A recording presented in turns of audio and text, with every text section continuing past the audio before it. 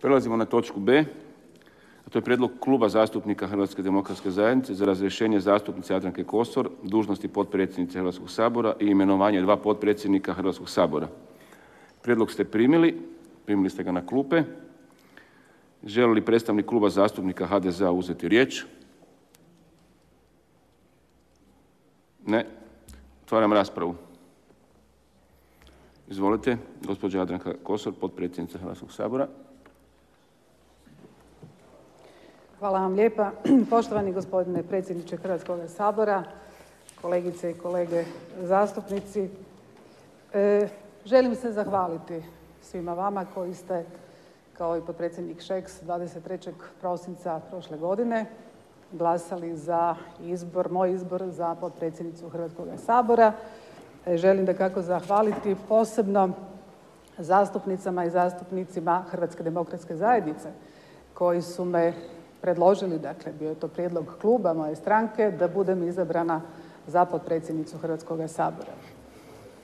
Mislim da sam svoju dužnost potpredsjednice u ovih 6 mjeseci obavljala vrlo savjesno, da sam, gospodine predsjedniče, dobro surađivala i s vama, dakako u ime svoga kluba u određenom vremenu, u jednom vremenu i kao predsjednica kluba Hrvatske demokratske zajednice, pa i u onom razdoblju kad smo mi u HDZ-u provodili unutarstranačke izbore, kad sam i tada smatrala da je moj posao prije svega u Hrvatskome saboru jer sam izabrana biti zastupnicom i kad sam redovito i dolazila i radila i zastupala prije svega interese svoje stranke, ali i interese svih onih koji su me birali. Želim reći nekoliko riječi u prilog tome da ste svi koji ste 23. prosinca dali meni povjerenje za potpredsjednicu Sabora, ili bolje rečeno da niste pogriješili tada, zbog toga što ste se vjerojatno odlučivali na to zbog svega onoga što sam u politici, a u politici sam od 95. i radila, učinila i dakako zbog rezultata koje sasvim sigurno mogu reći da postoje. Dakle, u tom zajedničkom radu 95. kako rekoh ušla sam u Hrvatski sabor nakon izbora na kojima je pozvao osobno predsjednik Tuđman. Imala sam tada čast i veliko zadovoljstvo, budući da sam i tada izabrana za potpredsjednicu Hrvatskoga sabora, evo sjediti ovdje u srednjem redu između gospodina Domljana i gospodina Šeksa. Dakle, 2 doajena, ljudi kojima sam se osobno divila zbog onoga što su radili u političkom životu. Moram zahvaliti potpredsjedniku Šeksu, odnosno Vladimiru Šeksu, zastupniku, evo u određenom vremenu predsjedniku Hrvatskoga sabora, jer u tim prvim danima sigurno da sam mnogo od njega i naučila. Ono što sam i u prvom sazivu Sabora kad sam bila zastupnica radila jest bilo sasvim sigurno u interesu i moje stranke, ali sasvim sigurno u hrvatskim najboljim interesima. Spomenut ću da sam i kao potpredsjednica Sabora tada imala čast i zadovoljstvo s predsjednikom Tuđmanom prvi puta posjetiti i Vukovar i Beli Manastir, dakle u vrijeme mirne reintegracije, da sam u vrijeme mirne reintegracije kao potpredsjednica Sabora zajedno sa Vladimirom Šeksom često bila na tome području i mislim da svojim radom jesam pridonosila najboljim interesima Republike Hrvatske. Od 2000. bila sam oporbena zastupnica, ali isto tako, možda će se neki sjetiti, bila proglašena u izboru novinara koji prate rad Sabora i najboljom zastupnicom u tom vremenu. Nakon izbora 2003. godine bila sam potpredsjednica Vlade, ministrica obitelji, branitelja, međugeneracijske solidarnosti. Tad smo donijeli i Zakon o pravima branitelja, utemeljili fond, zakladu hrvatskih branitelja i napravili puno važnih projekata koji evo i danas i ova Vlada i provodi i poštuje i koji su u interesu i branitelja i svih hrvatskih građanki i građana. Dame i gospodo, gospodine predsjedniče, kao predsjednica Vlade i predsjednica Hrvatske demokratske zajednice radila sam mislim da mogu reći možda najtežim vremenima. U vremenima kad je pad BDP-a bio i više od 6%, dakle protekle 2,5 godine, kad smo se suočavali sa ogromnom krizom, predložili smo program gospodarskog oporavka, to je nešto na što sam osobito ponosna. Dala sam svoj doprinos u borbi protiv korupcije i u borbi protiv kriminala na najbolji način. Vlada koju sam vodila donijela je i zakone o financiranju političkih stranaka, zakone o oduzimanju imovine onima koji su se ogriješili o zakone korupcijom i kriminalom. Isto tako mi smo u to vrijeme, dakle u protekle 2 godine, odnosno od srpnja 2009. donijeli mnoge odluke koje su važne i koje sasvim sigurno jesu među ostalim i temelj i današnje stabilnosti Hrvatske što se tiče rejtinga i Zakon o fiskalnoj odgovornosti, ali i završili pregovore. Gospodine predsjedniče, završetak pregovora smatram jednim od najvećih i najvažnijih postignuća i Hrvatske demokratske zajednice i Vlade koju sam vodila. Evo sad je otprilike godinu dana, ili bolje rečeno 24.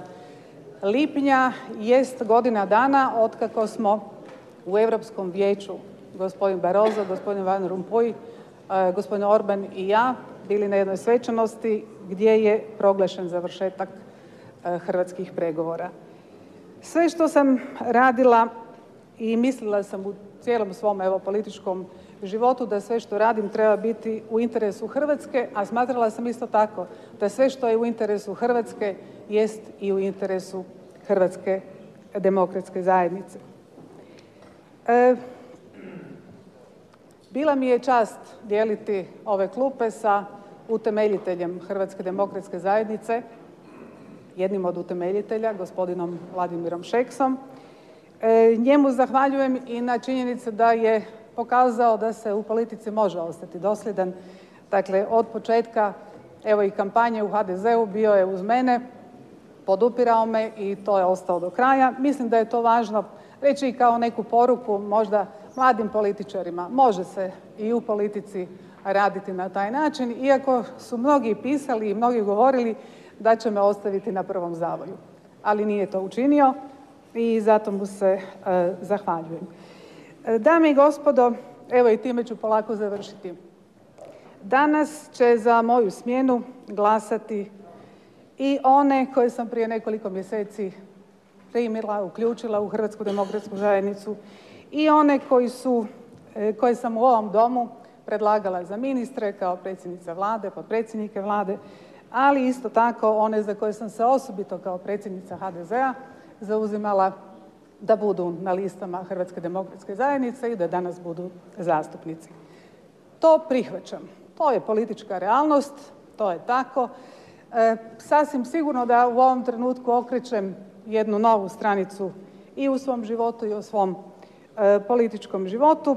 Kao zastupnica i dalje ću zastupati iste one interese, odnosno one vrijednosti koje sam zastupala i kao predsjednica HDZ-a i kao predsjednica Vlade. I gospodine predsjedniče, želim vama i zahvaliti na suradnji dosadašnjoj, bit će sigurno dobra i u budućnosti. Želim ovu priliku iskoristiti i demantirati neke napise koji sasvim sigurno mogu štetiti i vama, ali i meni o tome da smo se mi negdje na tajnom sastanku dogovarali o mom odlasku u diplomaciju. To naprosto nije istina i to je nešto što očito treba naštetiti dodatno meni. Dakle, to demantiram.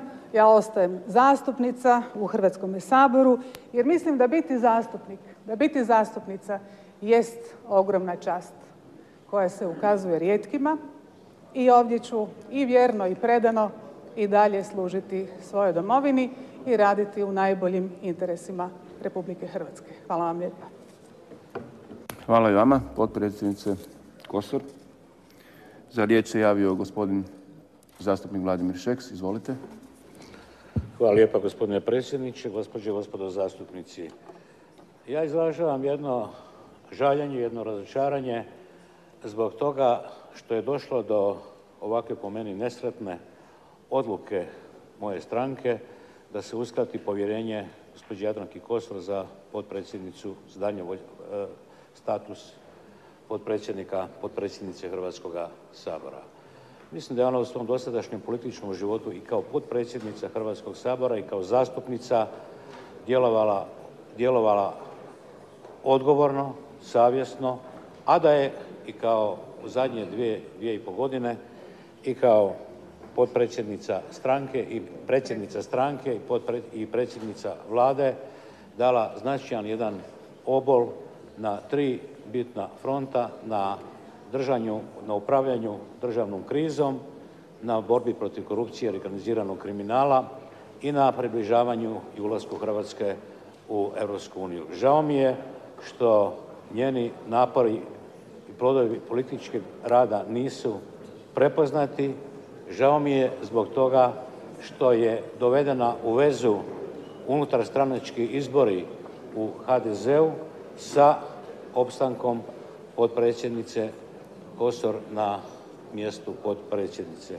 Mislim da to nije razborita i dobra odluka, ali ja ću isto kao stranački legalist je prihvaćam i respektiram. Hvala lijepa. Da li se još netko javlja od zastupnica ili zastupnika za riječ? Ne? Također dozvolite prije nego prijeđemo na glasovanje da kažem da sam sa gospođom potpredsjednicom Kosor vrlo dobro surađivao, da nismo imali nikakvih prijepora o stajalištima raznim političkim koje smo imali. Vidjeli ste ih i u javnosti, ali to je sastavni dio našeg posla. Dakle, još jednom se zahvaljujem na dobroj suradnji. I dajem na glasovanje prijedlog odluke o razrješenju zastupnice Jadranke Kosor, dužnosti potpredsjednice Hrvatskog sabora. Tko je za?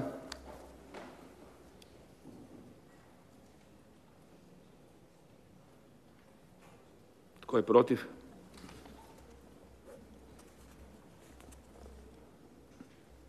Suzdržan?